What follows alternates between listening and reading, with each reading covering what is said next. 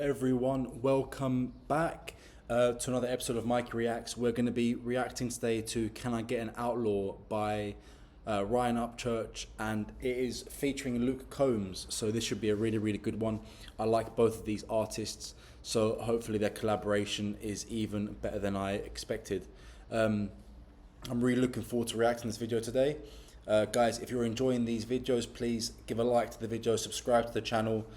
Your support is, I'm really grateful for it. It's really appreciated, and it's down to you that this channel is growing, so hopefully you love this video.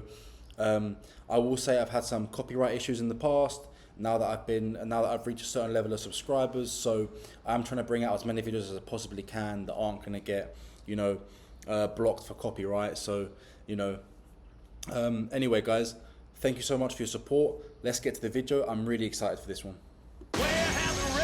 We don't need another dirty boy singing 30 songs.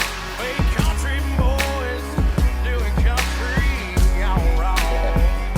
You need another haggard or a Johnny Cash, somebody chewing back and whipping ass. I need a preacher, I need a savior. How about y'all? Can I get a Let me get an outlaw like the man who raised me up, hauling chickens to Kentucky in the back of beat up trucks. Because all I'm seeing now is Hollywood wearing some hunting gear, and TV shows about idiots that think country is drinking beer. Sick of seeing skinny jeans smiling like a cover girl. I wanna see some kids out back with 22s popping squirrels. I wanna see some young guns going out on a duck hunt, and lesser of this flappy bird and acting like a lazy bum. These trends got it twisted and they make country a petty style. Now where's all my country folks that actually could go survive? When that stock market crashes, I'll be somewhere deep off in these pines, killing shit, kicking ass, and taking what the hell is mine. another dirty boy singing 30 songs? We country boys doing country all wrong. You need another haggard or a Johnny Cash, somebody chewing back, whipping ass. I need a preacher, I need a savior. How about y'all? Can I get a I got scars on my knuckles from a loudmouth in the parking lot. Life wounds in my back from so-called friends that tend to lie a lot. There's snakes up in the grass, but Bubba, shit, I'm used to walking tall. And if I feel you talking shit, won't second guess the jack and jaw. Today, the world we live in, realness tends to wash and fade away. That's why if you ain't walking shit, then I don't care for shit you say. I met the folks I idolize, and so far there's some white-ass lies, just country faking good disguise. Now tell me how that tends to fly. I'm on my southern pride twang, baby, come and roll with me. Backwoods as it gets, and not the shit that you see on TV. I'm talking Chevy CT and kicking up some brown rocks, 30-06 with a seat of stained wood stock. another dirty boy singing 30 songs? We country boys doing country all wrong. You need another haggard or a Johnny Cash, somebody chewing back, whipping ass. I need a preacher, I need a savior. How about y'all? Can I get a I stay coming in like a rock, so they be calling me the Scottsdale. Cornbread fed, and you know I'm raising plenty head. I'm turned up like some honkies at a kegger party at a hotel, and I'm breaking down these barriers like drywall that needs repair. I'm cold with my shit, boy. I'm cold with my style, boy. That backwoods, that hick town, that late night, that driving round. That George Strait crank real loud, got lightning bugs on my windshield. That back road, no cops found, and I'm sipping on that hot brown. I wreck shit, my motto. Got rednecks by the truckload. That smell good, stay sprayed on. I hit downtown and take girls home. That bonfire, light that up. Homegrown shit, roll one. I got a gun rack in my back glass and a big gun, it holds one. another dirty boy singing 30 songs? We country boys doing country all wrong. You need another haggard or a Johnny Cash, somebody chewing back, whipping ass. I need a preacher, I need a savior. How about y'all? Can I get a outlaw? Tell him, Luke. Tell him. Yeah, that's an American thing. We don't really do that in the UK.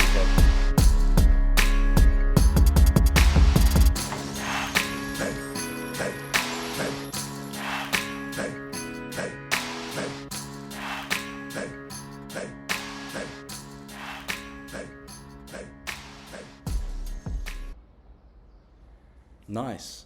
Wow, there's a lot to unpack there. That was brilliant. I want to address the first thing that people see and often get a bit upset about is the Confederate flag or the rebel flag. So I've studied a lot of American history. I think that's where my love of the United States comes from, understanding why the United States is the way the United States is through its history. And one thing that I read and watched a lot about was the Civil War. If you haven't watched the Ken Burns documentary on the Civil War, you really should. It is absolutely fantastic, and it'll give you, I think, different perspectives, because at the end of the day, it was brothers fighting brothers and fathers fighting sons. One thing, what I want to address about the rebel flag is there are connotations that people do see it as being a flag that is racist. Now, whilst the Civil War was fought on some grounds of slavery and obviously racism there, that isn't to say that people in the North didn't have slaves at any one time or they weren't racist at all. But of course, obviously, slavery in the 1860s was more prevalent in the South than it was in the North, as most states had sort of gone away with that practice of labour.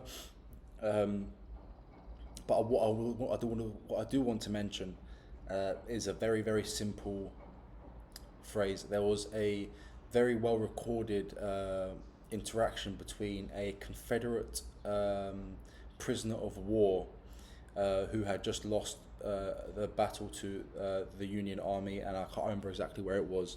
It wasn't really specified. And the Union soldier asked him, you're poor, you don't have slaves. Why are you fighting? Why are you fighting us on this? Why are you here with your musket fighting us? And this was, the battle here was actually in the South. It wasn't in any northern territory. And his reply was, because you're here. And I found that extremely profound. It wasn't necessarily, he wasn't fighting for values of slavery or protecting slavery, because he himself, as a soldier, as a poor man, did not have slaves. Having slavery in the South didn't benefit him in any single way. The reason he was fighting was because there was Union soldiers in his state, on his land, what he believed was his country. So at the time, they considered the Confederacy considered itself a separate country from the United States or the Union. So he was fighting because the Union soldier, the Yankee soldier, was there. That's the only reason why. He was there, so he was fighting him. So that was probably the mentality of a lot of the people who fought in the Civil War. So please don't look at the people who fought and died under the Confederate flag as inherently racist. And unfortunately, there's been some connotations now where people have started calling us that like the American flag racist, because they believe the American flag has racist connotations, and I reject that completely. So that's my analysis of that. So before we did any of that, I just thought I would talk about the use of the Confederate flag and probably why it's so prevalent in country songs, and especially with newer country songs, interestingly enough. I think that rebel pride is still there, and there is a complete different culture or subculture in the South than there is in the North. They are split by the Mason-Dixon line in more than just one way geographically, but culturally, ideologically. Not the divide is not as great as people might like to think it is. I think people who live in the Midwest also have similar values to those who live in the South, and of course also those who live in the West. Obviously, descendants of like cowboys, people who lived out in the sticks also have similar mentalities to those from the South and those from the Midwest. I think obviously where you get differences of ideology is mostly now the West Coast and in bigger cities such as New York and even Atlanta, to be honest, which is in the South, but it's a Democrat-run city. That's Democrat and Republican doesn't really matter, but it is, interestingly enough, whilst I've got you here, it'd be interesting. I don't know if you guys as Americans probably know, you non-Americans might know, and actually I know a lot of Americans who didn't know this. The party that freed the slaves, the party that was against slavery, were the Republicans. The Union was inherently Republican, and actually the Civil War was started by Southern Democrats. So I think people have a very wrong perception of who was on the right side of history and who was not. Anyway, the collaboration here between Luke Combs, which I really like, I think he's got a fantastic voice, and UPCHURCH was really, really good. Interestingly enough, I've done another reaction to an UPCHURCH video. You can find it on my page when he did Hollow Boys. I was very surprised to see how good he is at rapping and singing also. Very versatile as an artist, and I'm really starting to grow to like him as a musician and a proponent of sort of country values and country music, because he sort of combines that hip hop and country at the same time. I think they call it country rap, and I think it gets a lot of hate from a lot of people, but actually I found this really, really, really enjoyable. I thought it was a great song. I'll download it because I'd listen to that. I mean, it's got 93 or 97 million views, however many it is. So people obviously like it, and I think that addition of Luke Combs into that gives it an extra depth of character and a sort of different musical sort of collaboration. It really does work well. And also, you don't really see Luke Combs doing these kinds of songs. I have listened to a few Luke Combs songs in the past, and he's more soft and maybe upbeat, but this was kind of like upbeat as in emotionally upbeat.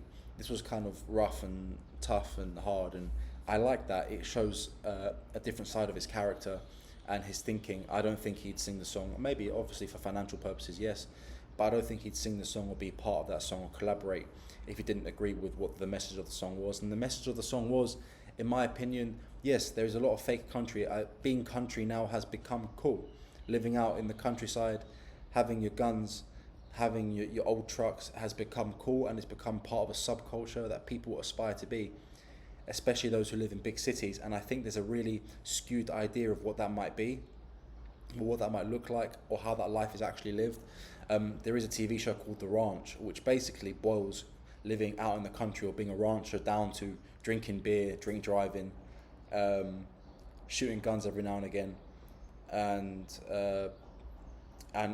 working on a farm. And I think there's so much more depth culturally, historically, and actual realistically to being country, or from the backwoods. I think there's way more to it. There's way more of a culture within that isn't really shown in TV. I think it's probably boiled down. And yes, a lot of it is fake country, and there's a lot of fake country music as well, like Old Town Road. That's not true country, and it's very interesting that Billy Ray Cyrus agreed to do that song. That wasn't really country at all. And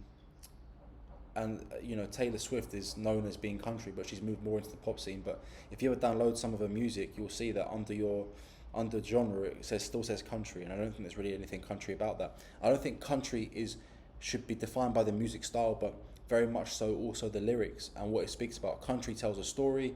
It tells a story very, very specific to that area of the United States, very specific to a certain upbringing and cultural belief, religious belief. And I think UPCHURCH does a really, really good job of sticking to that, being completely real with who he is, where he's from, and he doesn't skew from that. Even though he's combined it with hip hop or rap, shall we say, he hasn't gone away from the idea of what really being country is. He hasn't gone so mainstream that he's become fake, and I really, really, really love that about his music. Anyway, guys, that's my analysis on this song, and sort of the message and the political connotations that it has, because I think all songs have a political connotation, especially now. A lot of the pop music with like the women's freedom, and you see half-naked women running around on TV doing semi-sexual acts, that's political. It is. They don't want to admit it is, but it is political, and in very much the wrong way. So I just wanted to express my opinions and my sort of analysis on that. And I want to thank you whilst I'm here for your support. If you've made it this far in the video, thank you. I know I speak a lot, so I apologize, but hopefully you enjoyed my analysis. And guys, thank you for sticking around. Thank you for your support. Thank you for your views. If you haven't already, please subscribe to the channel, like this video if you enjoyed what I said, if you agreed with what I said, and leave your suggestions down in the comments. I'm trying to get to them all, guys. It's taking a while, but the good thing is that means you're going to have content to watch for years and years. I promise you that. So thank you very much for your support, and I will see you next time.